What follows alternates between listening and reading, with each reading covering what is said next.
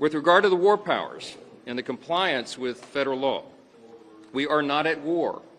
We do not have U.S. armed forces in Venezuela, and we are not occupying that country. The Constitution gives Congress the power to declare war, that is true, but it also vests the President of the United States with vast authorities as Commander-in-Chief. Under Article 2 of the Constitution, the President has the authority, as all presidents do, to deploy military forces to address threats to the U.S. and to enforce U.S. law. That is what happened here. The War Powers Act states that notification should be made to Congress within 48 hours following the initiation of hostilities.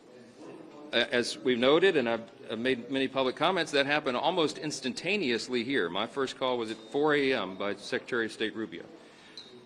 Despite the claims by some of my colleagues, under the War Powers Act, there is no requirement for prior congressional approval or prior notification. And in fact, in this case, the intelligence was so sensitive, the conditions had to be perfect, there was no predetermination of when exactly it would occur. And if there had been prior notice, even assembling the Gang of Eight, for example, during the December holiday, it would have set off alerts and very likely might have been a leaked situation which could have caused great damage to our forces, our troops there. Any claims to the contrary about the War Powers Act either misunderstand the statute and longstanding precedent, or they're just being disingenuous.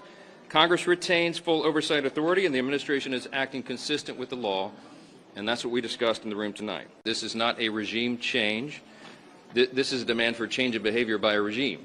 The interim government is stood up now, and we are hopeful that they will be able to correct their action. They cannot participate with narco-terrorists and very dangerous international criminal organizations that harm and target Americans, frankly, and traffic all of these dangerous drugs into our country, that do all this great harm to our country. They cannot continue that activity.